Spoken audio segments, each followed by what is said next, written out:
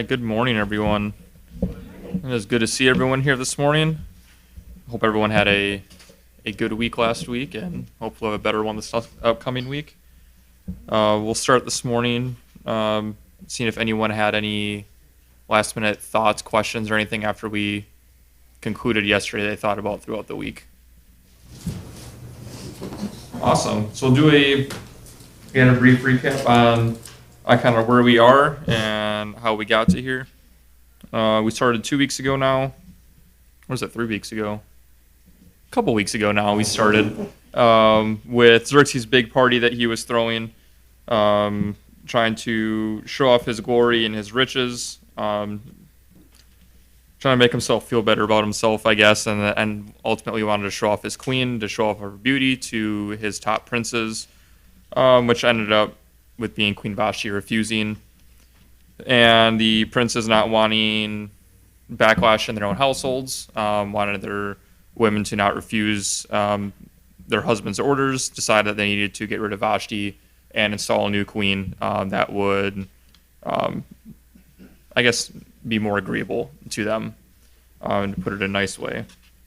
And from there, we got into the selection process of what it looked like to pick a new queen back in that time where they were going across the entire vast kingdom of Persia and gathering up all of the young virgins to select a new wife for King Xerxes. Till we see Esther enter the scene, where she is ultimately selected as the new queen and instilled into that position. We saw a little bit of Esther's background, how the fact that she was hiding being a Jew, which her, I guess, adopted father and cousin Mordecai requested, so that way they would stay in hiding a little bit more. Which is going to lead us into we are today. Today we are going to see the introduction of Haman, who will stay constant throughout the rest of the book of Esther as we go through here, who is one of King Xerxes' top officials, which we'll see he'll become the top official for Xerxes. So if someone would like to read, I believe we just want, verses 1 and 2 out of Esther chapter 3 for me.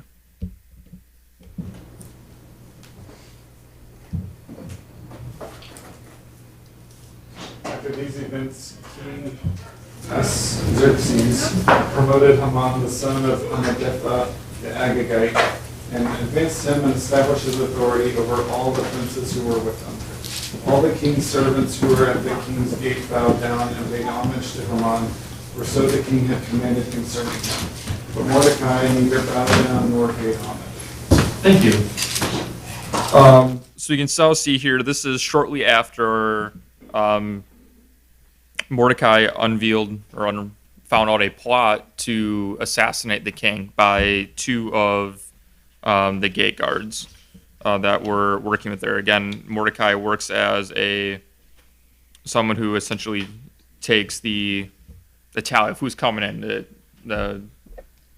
I'm trying to think of what that's called. Like an entry list. Who's coming and going from the king's gate into his court to make sure there's a nice, good keep of record. Those two were Bigthan and Teresh. Those were the doorkeepers that were trying to assassinate the king when Mordecai brought this plan or unveiled this plan over to Queen Esther, who then told the king, and they investigated and found this to be true, and went and hanged them both. So now after this event happening, we don't see Mordecai being rewarded or anything like that, but we see Haman being lifted up into a higher position after this.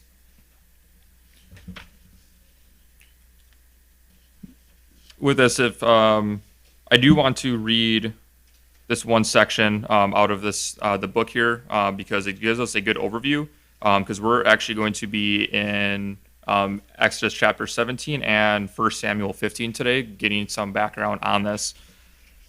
So if Haman did anything noteworthy that resulted in this being promoted by the king, the author of Esther did not tell us what that was. He may not have done anything. It may have been enough that Haman had family connections that caused the king to advance him, or set his seat above all princes who were with him, as noted in Esther 3:1. At least one of his family connections is mentioned specifically by the author of Esther. Haman was an Agagite, and Agag was the king of the Amalekites, which is noted in 1 Samuel 15:20. The people of Israel despised none of the people who lived around them as much as they despised the Amalekites. And Moses led the people of Israel out of Egypt when Israel was weak and stragglers followed the camp. Is it Amalekites or Amalekites? What's that? I think it's Amalekites. I'm not great with pronunciation in some of these older words, but awesome. And then they cut off, they slaughtered their stragglers and took advantage of what they could of their weakness, which is noted in Exodus 17:8. Years later, the Lord spoke to Saul, the king of Israel, through Samuel the prophet. I will punish Amalek for what he did to Israel. How he ambushed him on the way when he came out of Egypt is noted in 1 Samuel 15:2. Saul received command from the Lord to utterly destroy all that belonged to Amalek, but Saul kept alive Agag, the king, and the best of the livestock, which is noted in verses 8 through 9 in 1 Samuel 15. Between Israel and the Amalekites was a long-standing and deep... Mordecai was already identified with Saul in Esther 2:5, coming from the tribe of Benjamin. And now Haman was identified with Agag through him with the Amalekites. Haman's name will be identified with Agag again and again throughout the book of Esther, which is noted about 5 different times. So as we can see here, both of these gentlemen that we see in Haman and Mordecai are from 2 dissenting tribes from back in the Exodus times, and as well as with noted in 1 Samuel as being rivals. And as we're going to get into here, is that God gave a command to utterly eliminate them, and Saul ended up doing so. So to get into a little bit of the history and why this is going on, we are going to go over to Exodus 17, verses 8 through 16. I'll give everyone just a minute to get their Bibles out to flip over to Exodus 17, verses 8 through 16. And once we're there, someone would like to read 8 through 16 for us in Exodus chapter 17. Then Amalek came and fought against Israel at Rephidim. So Moses said to Joshua, "Choose men for us, go out and fight against Amalek. Tomorrow I will station myself on the top of the hill with the staff of God in my hand." Joshua did just as Moses told him and fought against Amalek. And Moses, Aaron, and Hur went up to the top of the hill. So when it came about, Moses held his hands up, that Israel prevailed. But when he let his hands down, Amalek prevailed. And Moses' hands were heavy, so they took a stone and put it under him, and he sat on it. Aaron and Hur supported his hands, one on one side and one on his other. So his hands were steady until the sun set. And Joshua defeated Amalek with his people with the edge of the sword. Then the Lord said to Moses, "Write this in a book as a memorial and recite it to Joshua, that I will utterly wipe out the memory of Amalek from under heaven." And Moses built an altar and named it, "The Lord is my banner." And he said, "Because the Lord has sworn, the Lord will have war against Amalek from generation to generation." Thank you. So you can see here a little bit of the background on where some of this is stemming, I guess, from with these 2 men, the generations, and where the Jews are at, where they're at now.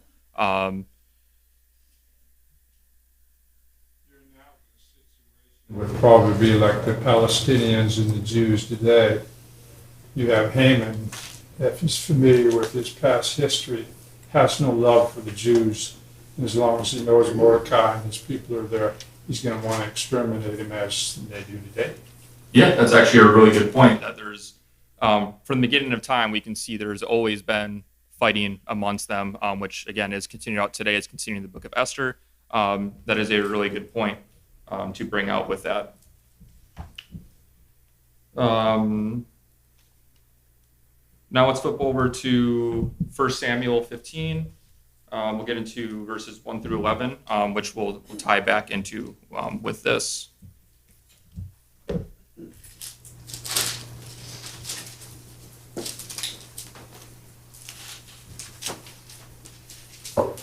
Let's see, I think I'm going to break this one up though.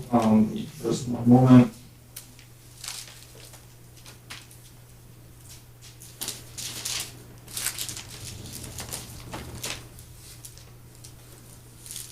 No, that's all right. It's someone like to read chapter 15, 1 through 11 for us on 1 Samuel. Samuel also said to Saul, "The Lord sent me to anoint you king over his people, over Israel. Now therefore heed the voice of the words of the Lord. Thus says the Lord of hosts, I will punish Amalek for what he did to Israel, how he ambushed him on the way when he came up from Egypt. Now go and attack Amalek and utterly destroy all that they have, and do not spare them. But kill both man and woman, infant and nursing child, ox and sheep, camel and donkey." So Saul gathered the people together and numbered them in Telaim, 200,000 foot soldiers, and then 10,000 men of Judah. And Saul came to a city of Amalek and lay in wait in the valley. Then Saul said to the Kenites, "Go, get down from among the Amalekites, lest I destroy you with them. For you showed kindness to all the children of Israel when they came up out of Egypt." So the Kenites departed from among the Amalekites, and Saul attacked the Amalekites from Havilah all the way to Shur, which is east of Egypt. He also took Agag, king of the Amalekites, alive, and utterly destroyed all the people with the edge of the sword. But Saul and the people spared Agag and the rest of the sheep, the oxen, the fatlings, the lambs, and all that was good, and were unwilling to utterly destroy them. But everything despised and worthless that they utterly destroyed. Through 11? Yes, please. Now the word of the Lord came to Samuel, saying, "I greatly regret that I have set up Saul as king, for he has turned back from following me, and has not performed my commandments." And it grieved Samuel, and he cried out to the Lord all night. Thank you. As we can see here, the Lord has given a command that he wants the Amalekites destroyed from what they did back in Exodus. They started from there up until now. He gave this command to Saul to wipe them out from the face of the earth, essentially. And he didn't say just kill King Agag and kill the men. He wanted both man, woman, infant, nursing child, ox, sheep, camel, and donkey. That is noted in verse 3. He wanted everything gone. But then Saul disobeyed that order, or the command from God, and did not destroy them, as it's noted down in verse 9. But Saul and the people spared Agag and the best of the sheep, the oxen, the fatlings, and so on, which led to Samuel bringing the message from the Lord that he greatly regrets that he set up Saul as king, and he's turned his back from following me, is not before my commandments, because he disobeyed God. And because he disobeyed God, it has now set up the events in Esther, because we've now seen in the chapter 3 of the book of Esther that Haman is from Agag, the king that was supposed to be killed with all their people. And the king is displeased, the Lord is displeased that Saul has not followed through with this. So now he's taking matters in his own hands. As we noted before that the book of Esther doesn't mention God or anything in it, but he is working in the background to make all these events happen. As we can see here, the Bible has literally thousands of cross-references as we are coming back now that all the way back to this point to set everything up. So if we note back in Esther,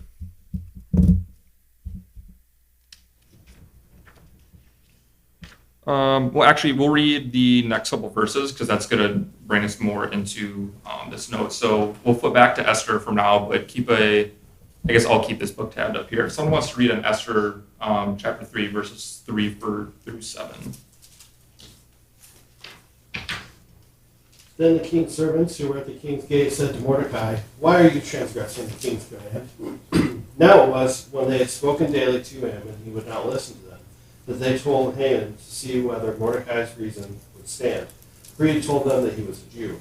When Haman saw that Mordecai neither bowed down nor paid homage to him, Haman was filled with rage. But he disdained to lay hands on Mordecai alone, for they had told him who the people of Mordecai were. Therefore Haman sought to destroy all the Jews, the people of Mordecai, who were throughout the whole kingdom of Xerxes. Thank you.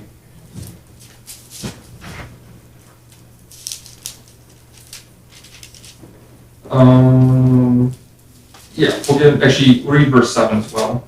Oops, sorry. In the first month, which is the month Nisan, in the 12th year of King Ahasuerus, Pur, that is, the lot, was cast before Haman from day to day and from month to month, until the 12th month, that is the month Adar. Thank you. So, as we can see here, it is mentioned now that Mordecai is not essentially respecting Haman as the king has commanded. Whether it is not specifically noted that he knew exactly who Haman was, being from Agag at that time. But Haman, in, I guess, in ancient Hebrew, is very similar to the word wrath, which Haman shows very clearly that he is very wrathful, because as soon as it is known to him that Mordecai is a Jew, he is immediately like, I'm going to kill all the Jews, which is a pretty crazy leap for someone to not be bowing to you, not paying respect to you, just being like, I want to kill all the people that he is of. Like, that is pretty significant to want to go to that. So it is possible, because Haman knows that his descent of being from Agag, knows what happened to them back in the day with the Amalekites being destroyed, or being almost totally destroyed, and Agag being allowed to live. Agag has now had children. He's now has descendants that have led us to this point, and now Haman is in this position where he has been elevated to pretty much being like a prime minister, with King Xerxes being the king. Haman is now essentially acting like a prime minister for what we would know of these days for that time, and being up into that position. So now, because he's in this position, he needs this respect that's commanded to him, and he is someone that wants everyone to be bowing down to him. And then once Mordecai doesn't do it, we see that he just immediately wants to go through with a pogrom, which we're about to get into with the decree of that coming out. And they cast the pur, that is the lot, is like dice. Them casting that back in the day is like more of like a pagan, like ritualistic, like prophecy kind of thing. They're trying to figure out when they're going to do things. So they think rolling dice and selecting days is going to be significant for them to make something like this happen to be more favorable. Does anyone have any questions or comments so far? Yes, sir. It might be considered the reason why he wouldn't bow to him, says that he reverenced him. And no Jew bows down to another man. And he took on the idea that he was some type of deity, which wasn't unusual with these pagan practices. That could be a consideration of why he didn't bow. It absolutely is a consideration. And some of the research and notes and listening to other people teach on this book, they've also noted that same exact thing, is that it is most likely due to the fact that the Jews hold different laws, and they don't follow the king's laws, because they're transplants, obviously, in the kingdom of Persia. So some of them are still fully practicing versus some fully assimilated. Like he told Esther not to practice, and to hide the fact that she was a Jew in that time. So that is absolutely a good possibility of that. Is anyone else? Yes, ma'am.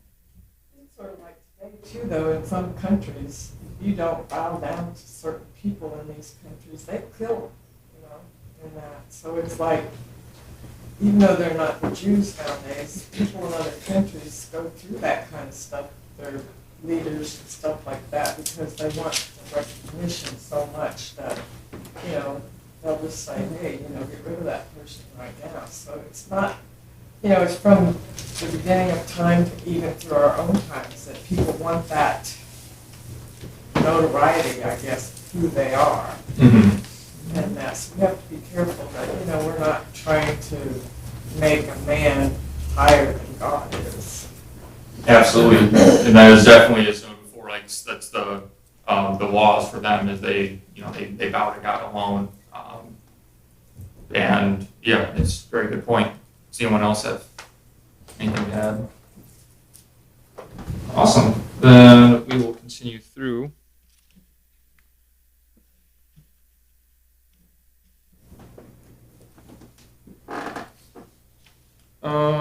I got a note that I put down on here. So Haman showed himself to be a true descendant of King Agag, because he wanted to wipe out the entire Jewish people, and Haman was sure of himself. And on the first month, the month of Nisan, he gathered the fellow servants of Mordecai together, and they're going to decide when the pogrom against the Jews was to begin.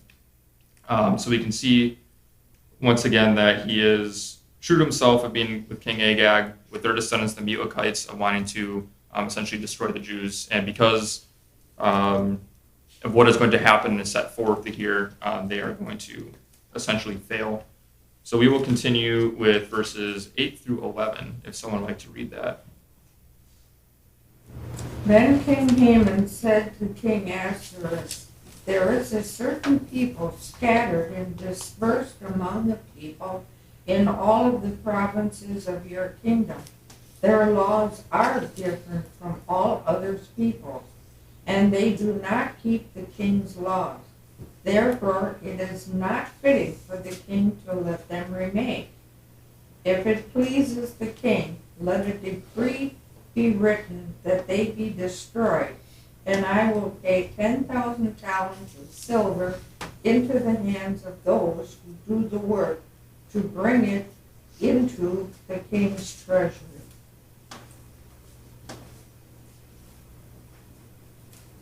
Could you read 10 and 11 for me as well, please? 11? Yep. Okay. So the king took his signet ring from his hand and gave it to Haman, the son of Hammedatha, and the Agagite, the enemy of the Jews. And the king said to Haman, the money and the people are given to you, to do with them as seems good to you. Thank you. So we can see this being outlined even more, that now Haman has gone to King Xerxes and says that there is a certain people scattered and dispersed among the people in all the provinces of your kingdom. Their laws are different from all the people's laws, and they do not keep the king's laws. Therefore, it is not fitting for the king to let them remain. And then King Xerxes agrees to this. It says a decree can be written so that they can continue out with this pogrom and go ahead and essentially remove the Jews from the kingdom through a giant massacre or genocide, as they want to do. And King Xerxes kind of just goes with this. He doesn't really even seem to care. He's just kind of like, oh, someone's not keeping the king's laws and not doing as I say, sure, go ahead and wipe them out completely,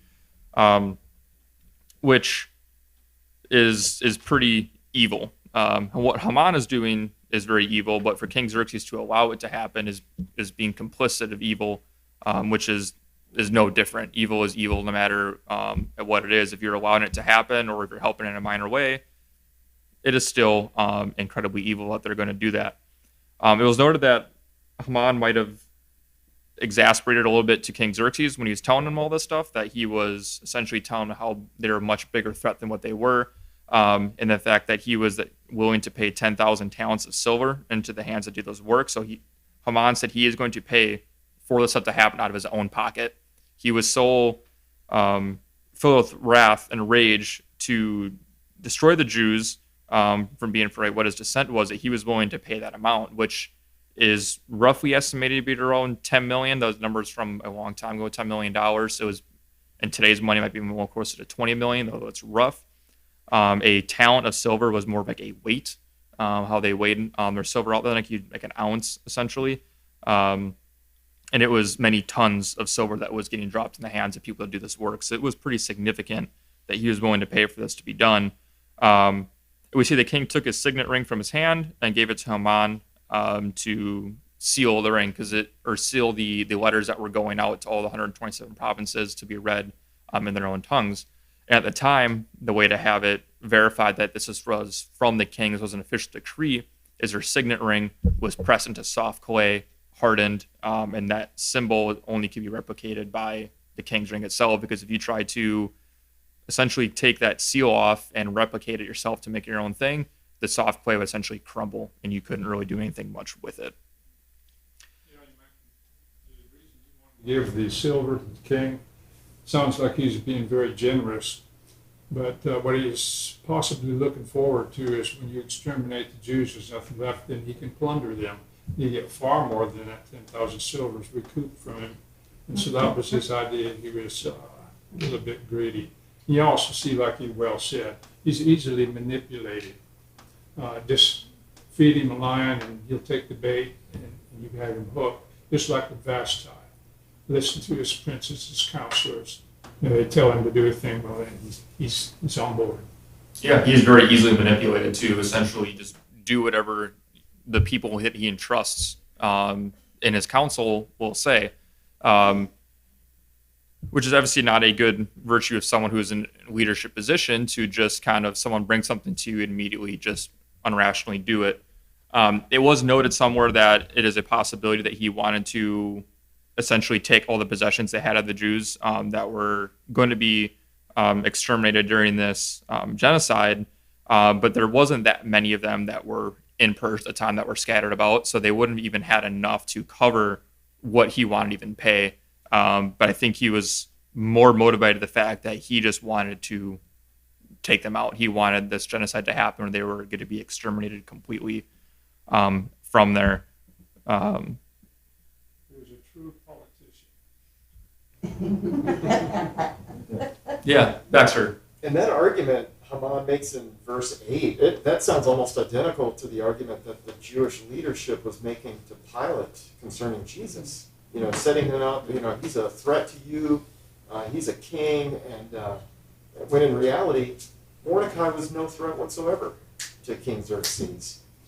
You know, in the same way, Jesus, his government was not of this world. He wasn't a threat to Pilate.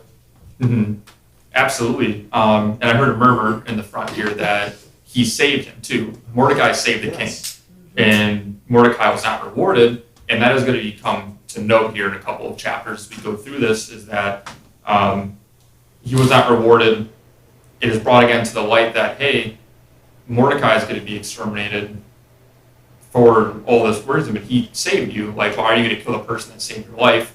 If you have done this a week beforehand, it's not really, you know, a week, but if you do this ahead of time, you'd also be dead at this point as well. That's a good point. The fact that we see over and over and over again that somebody essentially is trying to murder a whole bunch of people by listening to this kind of counsel like that. Does anyone have any more? Yes, Baxter. You know, we're told in the New Testament to pray for authorities, you know, those in positions of power, so we could live a quiet life in peacefulness and so on. And I don't know, it's just interesting. It's not just praying for a person in authority, but it's praying for the people who surround that person in authority. It's the whole system sometimes. And I know sometimes here we've prayed for like the president, but not only him, but for the people surrounding him, and praying for him to have the wisdom to listen to some other, you know what I mean? Yeah, absolutely. Because he had his 7 princes that he had around him, and then he elevated Haman. It's like a modern day president has a vice president. They have a they call it the administration, right? It's like right now we're in the Biden-Harris administration, is because there's thousands of people that make the country run. It's not just one person. And when you have a country as vast as Persia, if one of the king's advisors comes to the king and tells him, hey, this is what's going on, he is most likely going to trust and listen to them because they might be representative from those regions. Because again, we're ranging from Ethiopia over to India. If someone who was princess from Ethiopia is coming and saying, hey, we have this people over here that is doing this, I need them gone, the king's going to be like, cool, here it goes. Same thing with India. So now when Haman is coming to him, his most trusted advisor, saying that these people are a problem, they're not following your rule, the king is most likely just automatically to be like, oh, you're going to pay for this yourself? Go for it. Get it done for me. Here's my ring, which is very good to note on there. Yes, sir. Have I understood the history here correctly that if King Saul had done his job, this would not have happened? Correct. Okay, just checking. Yep. So, you know, King Saul didn't understand the gravity of that situation, how important it was to obey that command. And he did not understand perhaps what was coming 400 or 500 years in the future. And so also today, you know, we may not understand every reason behind what God tells us to do, but obedience is pretty important. Yeah, absolutely. And there's something I was reading before that if Saul would have done his job, this is kind of a far stretch thing, if Saul would have done his job, there might not have been needed to be Jesus to come and actually save us, which is kind of a different stretch and stuff. But again, if people would follow the commands of God, things would not happen and things would actually be a lot better. If Adam and Eve had obeyed God's command, we wouldn't have sinned. Exactly. So there you go. There's so many what ifs. If someone would have done what they were supposed to do, then things would be great. History of the world. I definitely thought it was quick, kind of funny, you know. You had a comment? The things that Baxter touched on were things I kind of had swimming around in my head this whole time, is that a little bit of modern day application, I guess, lessons that we can learn from this. As a dog lover, I don't like this saying, but when you lie with dogs, you're going to get fleas. So if we don't have fleas. But, there is benefit to you, the people around you, society around you, of maintaining wise counsel. And that absolutely applies to our leaders, but it also applies to us. And then kind of expanding on that, the consequences, so we don't carry the sins of our fathers. We don't bear responsibility for the things that our forefathers do, but we do suffer consequences of them. And that's what's happening here, and that's what can happen to us, especially if we don't maintain wise counsel. That's very well put, and it is definitely a generational thing from that carrying it down, because it's noted that Haman is from King Agag. So this is tumbling down, and he is essentially trying to, I want to say that Haman is trying to make up for what happened to his people because he was left alive, but because he was left alive, like, as against God's will, he is trying to eliminate the Jews once again for, you want to call it the third out of 1,000th time we've seen throughout history in the Bible that someone has tried to eliminate the Jews, even to modern history. It doesn't know what's happening today. It happened 80 years ago. It definitely continues to happen. Does anyone else have any notes or comments or anything? Cool. All right, so as we see here now, and the king said to Haman in verse 11, the money and the people are given to you to do with them as seems good to you. So he has given now Haman full reign to go out and continue this, or essentially start the pogrom. I have my note on the date specifically in here. So when he cast the pur, or the lot, to determine the date that it fell on, that this decree is getting signed on, was actually going to be the eve of Passover. So as they are getting ready to celebrate God and all the things he's done, carrying them out of Egypt, this decree is getting signed the day before that's happening. Not everyone is going to hear it on that day, as it takes a very long time to get these letters out to all the 127 provinces. That's why when they determined the date, it was going to be much in advance, as we said, to their pagan-like rituals of rolling dice and determining things and going through.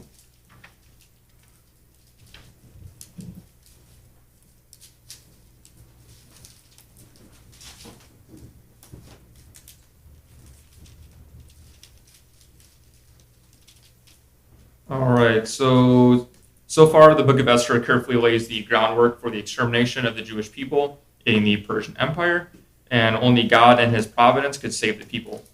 Because we have read the rest of Esther, we know that deliverance would come, but Esther and Mordecai did not know what we do. Time after time, now the Jewish people have been subjected to people like Haman, and time after time they have suffered imprisonment and death, but during this one time, the Jews would come out the victors. They would not perish, and they would gain vengeance on their enemies. While God's name does not appear in the book of Esther, he is always there protecting and guiding the people. And as we know from reading ahead, that the Haman and his family will eventually be destroyed, which is what God originally wanted with the Agags back in the day. So we'll continue forward here. If someone wants to read, I believe 12 through 15. Let me double check that. Yes, if someone wants to read 12 through 15 for me.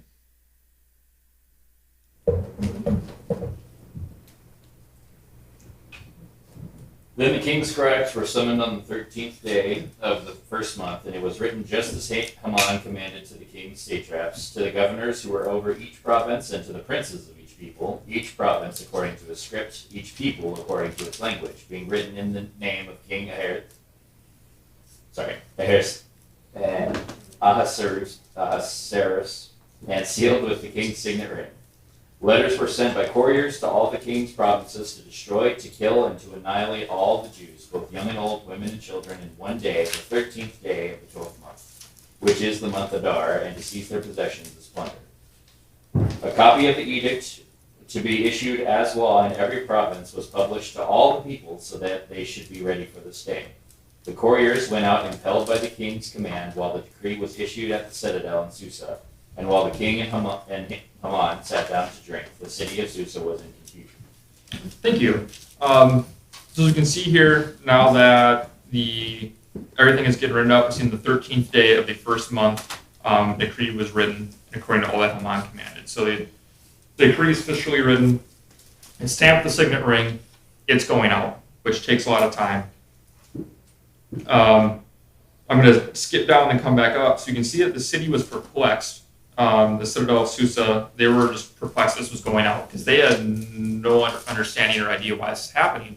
Remember, all the events leading up to this point have happened essentially inside the citadel.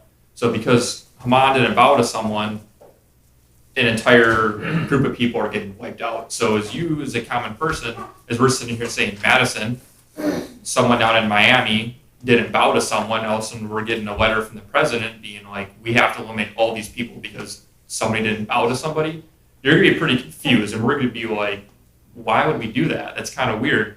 And the order that the king sends out through Haman, I guess Haman through the king, however you want to phrase that, wasn't necessarily that the military, the army was going to go out and destroy them. It's for everybody to go out and do it. So they were going to pay anybody to go out and, again, exterminate the Jews through this pogrom.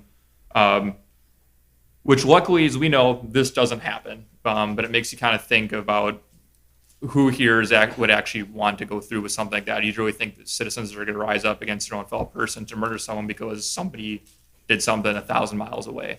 It's kind of crazy. Well, we did see it through time, especially in the Holocaust. You can see what people are willing to do. There's also a good note that I like here. I guess I don't really like it, but for Bible study purposes, in verse 13, it says, "And the letters were sent out by couriers into all the king's provinces to destroy, to kill, and to annihilate all the Jews, both young and old, little children and women, in one day, on the 13th day of the 12th month, which is the month of Adar, and plunder their possessions." What does that sound like? The exact command that God gave to Saul. Yep, back in 1 Samuel, it is noted in verse 3, "Now go and attack Amalek and utterly destroy all that have, and do not spare them, kill both man, woman, infant, nursing child, oxen, sheep, camel, and donkey." So as we can see here, he wants them destroyed. Exactly what happened to them years ago in the past. And they want to punch. Sorry? It's genocide. Exactly. They want to do the genocide that was conducted to them, was commanded by God for the wrong that they did themselves all the way back in Exodus. So God wanted the Amalekites destroyed. What happened in Exodus, and because Saul failed to and completely wipe them out, Haman wants to essentially do the exact what happened to them. And then, as we noted here, plunder their possessions. So in that note, they wanted to plunder those possessions. Haman is a very greedy, wrathful man. He embodies many of the 7 deadly sins, as we see through. He wants his money back. He's given that money ahead of time. He wants to get some of it back. But mainly, it's a very small part of this. Mainly, he wants to eliminate the Jews as they were. It's interesting that it's about 473 right now by my calculation. 535 Cyrus has already released them from the captivity. And so people have gone back to Jerusalem. Ezra and Nehemiah have begun restoring the law, the temple. And the Medo-Persian Empire is a vast empire. It encompasses Israel. But they have a real small land area, just like they do today. And so you're going to stop and consider it. They're going to go all the way down to Jerusalem. Anywhere you can find a Jew, they're going to be exterminated. It's really a frightful thing to think about. Yeah, it really is, and it takes a lot of work essentially for them to do that. And luckily, as we all know, God is on our side, and with them, God was on the Jew side back then, and was able to stop all this. And the fact that they were trying to do that again is really quite something. And we are, at this point, that might be the correct year. We are 5 years in since Esther became queen. So Esther became queen a couple verses ago in chapter 2. We are 5 years from that point to when this decree is going out. Does anyone else have any comments? Yes, Caleb. It just speaks to how overblown Haman made this whole situation. How he sent, they sent out an official decree from the king, should hold a lot of weight. That this bears the signet. This is an official decree from the king, and yet there's nothing but confusion. Yeah. Like, there's not instant preparation. Everyone's like, oh yeah, we were already heading down that path anyway. Glad the king finally said something about it. Everyone sees this decree and goes, I'm sorry, you want us to what now? That Haman did not bring any kind of truths to the king. He created this problem in the king's mind. He used deception and just not speaking the truth to the king to get what he wanted.